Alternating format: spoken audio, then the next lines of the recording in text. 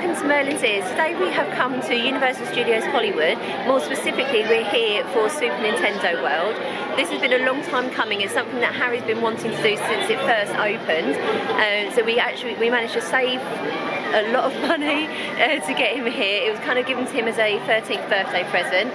We're really excited to finally get inside and have a look and get Harry a power-up band and yeah, try all the interactive elements inside the park. I'm just going to flip the camera around now and you'll get the big reveal. Here we go, the moment we have been waiting for, the whole reason we've done this trip. Super Nintendo World. Here we go, going through the portal. Harry's watched so many videos on this place, he probably knows exactly where he's going already.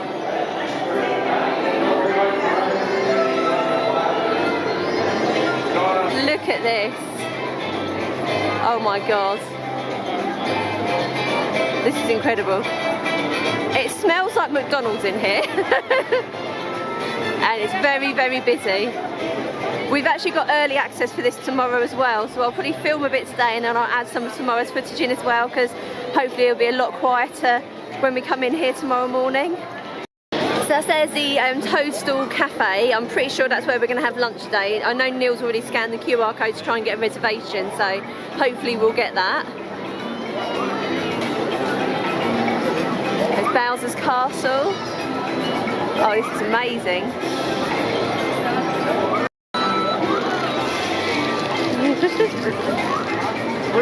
Oh, you can do another. Can you do the bricks? Oh, Harry's on a mission.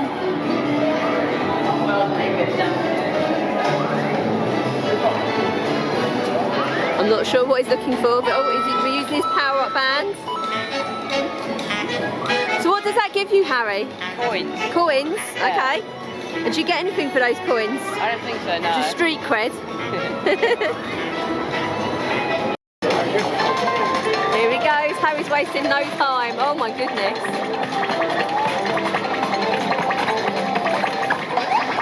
Woo!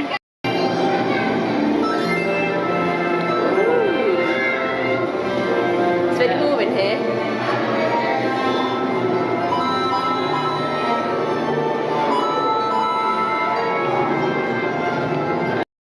Just over here you can see some self-service machines. That's where you can actually buy the power-up bands if you don't want to go into the gift shop and get them. We did try and get a reservation for the Toadstall Cafe, but it's already fully booked for the whole day. You can't actually book it until you arrive in the park. And we came down here pretty early, just about 9:30, but it's already fully booked for today, so we're going to try again tomorrow.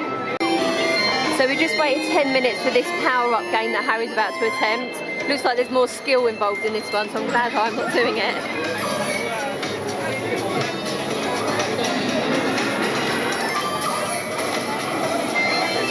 He did it! First time, well done. Thank you. I'm not quite sure what just happened there, but Harry did it first time, so well done, Harry. So Harry's now checking his app to see if he got the points for that. You can collect stickers and coins and all sorts. I got free. He got free. There we go. Well done, Harry. Woo. I love that even the wet floor signs are themed. You've got like a banana peel there. Right. I looked down at that banana peel and now I've lost Harry and Neil. Ah, there they are. They're off. I need to run to catch up with them.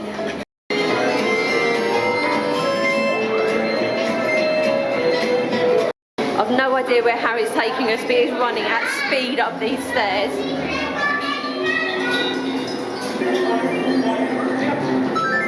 Oh, well done, Luigi. There's a really cool viewing platform up here. The reason we came up though was because Harry knew that there was that hidden power-up thing. But I'm going to imagine there's going to be some pretty good views from up here. That should be a little game where you can just throw a pillow. So it looks like it shoots down. I had no idea, but Harry's just pointed out to me that this viewing thing is what he calls AR. So if you look around the actual land, I'm hoping the camera's picking it up okay. No. There's actually characters somewhere, which typically I can't see now. Oh, there's one up top there. Oh wow, oh wow.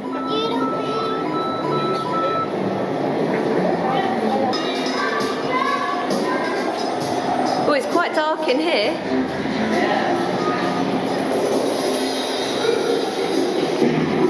Ooh.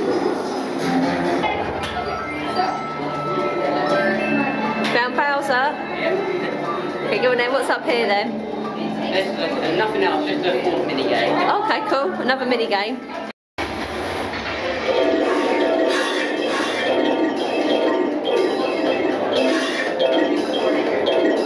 So Mario and Luigi have just come out and the queue literally filled up within seconds.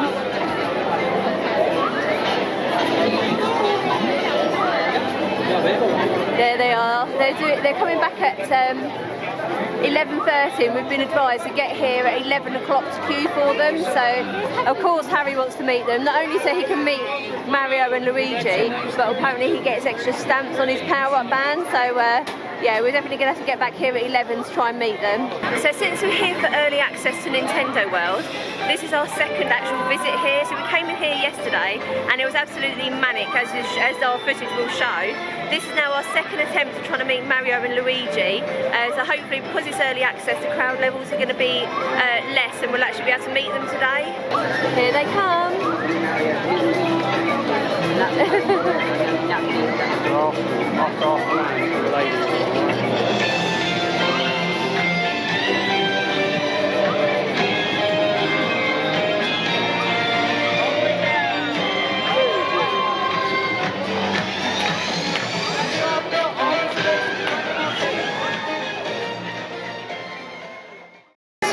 Luigi! Oh, Luigi, go green! Hi! Nice outfit! Yeah, just come and ask us later, we might have it. Hey, hello! Nice to meet you!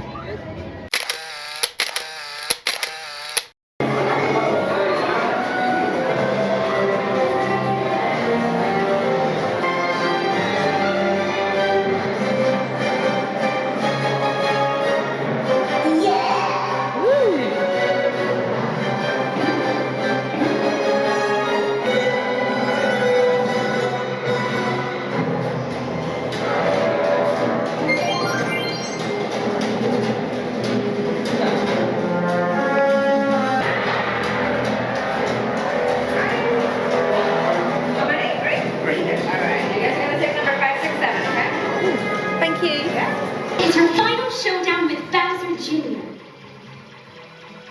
When bob-ombs are tossed at you, use your arms to swat them away. Got it? Swat bob-ombs away. When bullet bills fly toward you, duck to dodge them. Don't forget, duck to dodge bullet bills. Jump to hit a question mark and get a power-up. When you get a fire flower, swing your arms to throw fireballs. Yes! Swing your arms to throw fireballs.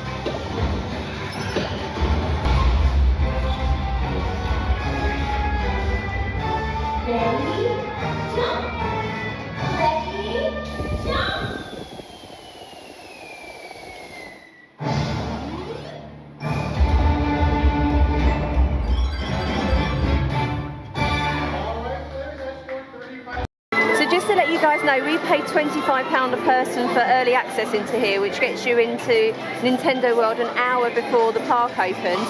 And judging by the queue levels currently, it was definitely worth it, because yesterday it was terrible in here. But today it feels much nicer.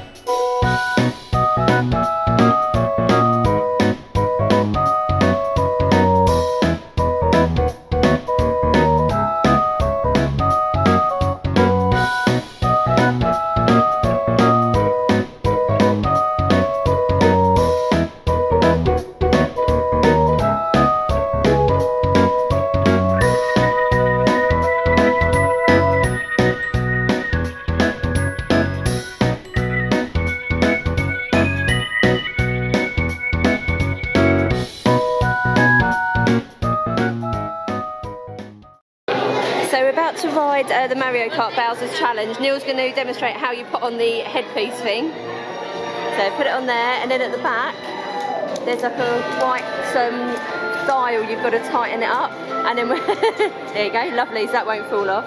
And then when we get down onto the ride, there's like a visor thing that clips onto that magnetically.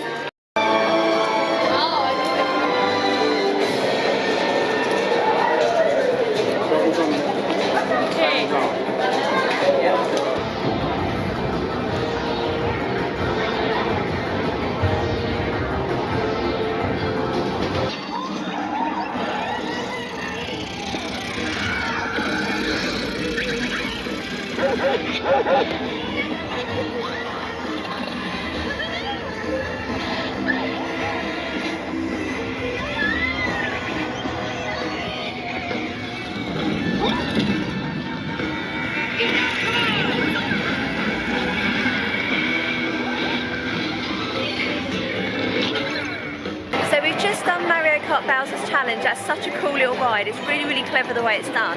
So basically it's kind of like 3D, but it works through the visor. And if you're sort of looking at the ride without the visor, you can't see all the elements of it. But once you put the visor down, it's like you're playing the computer game, and it's reactive. So like when you steer the wheel, when you press the buttons on the steering wheel, and that's how you get your coins and everything. And you use your visor to aim, so you've got to kind of do that, move around. That's how you aim to shoot things. And if you want to check your score, you have to put your head down, and it shows you the score. And it's really, really clever. I tried to film a little bit of it, but because of using the visor, it's a bit tricky. So I hope you enjoyed what little footage I did get. That is also reactive with the power-up bands, but unfortunately Harry's didn't work, so he's a little bit upset by that, because that's the second time we've done that ride, and both times it hasn't activated on his bands. He hasn't got the extra points on there. But like I keep trying to tell him, it's okay, you've done it, you know, once you leave the park those points are irrelevant anyway, but it has made him a little bit frustrated, to be honest. So we're just coming into the Toadstall cafe. We managed to reserve a slot like first thing this morning, so there were limited slots available even then, so we've had to book a 10:30 slot for lunch. So yeah, we've had a very, very early lunch today, but I'm sure it'll be worth it.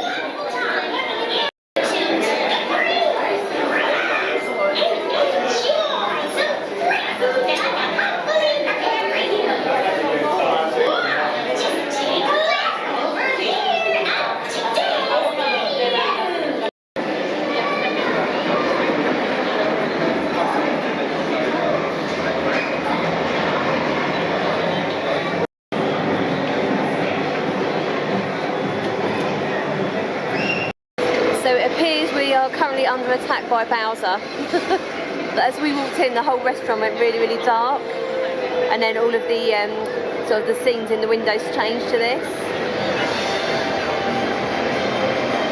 So after waiting for about 20 minutes to order our food, we finally seated and then waited for about 10 minutes for our food to arrive.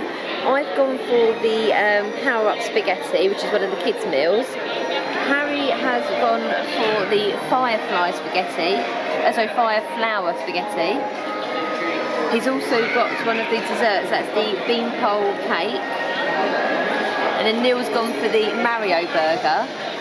I mean, all of this food here. Oh, Harry also went for one of the special drinks. He's got, what's this one called, Harry? The Superstar Lemon Squash.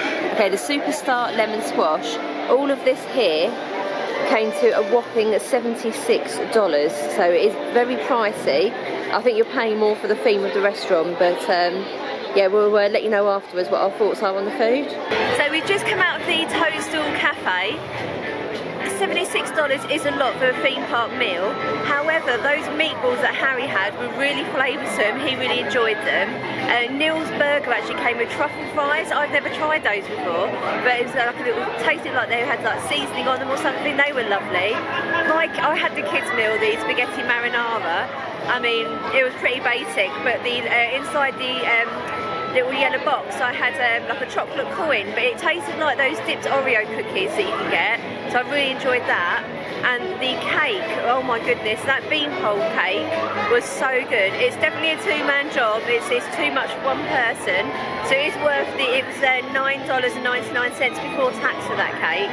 It tasted like a Neapolitan ice cream in cake form.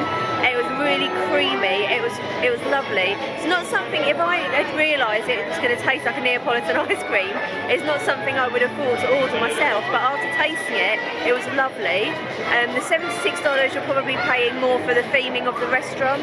It's kind of a bit like a rainforest cafe in the sense where the scenery around the side of the restaurant changes. So you've got like the harmonious sort of mushroom kingdom, and then you've got when Bowser attacks, it goes all dark and eerie in there. So it was good. I'm glad we tried it. It's probably something you try once but not again, just purely because of the price tag. We're just letting our food go down now, and Harry's just going to run around Nintendo World and just do a few more things on his power-up band. Then I think we're going to head out to the rest of the park.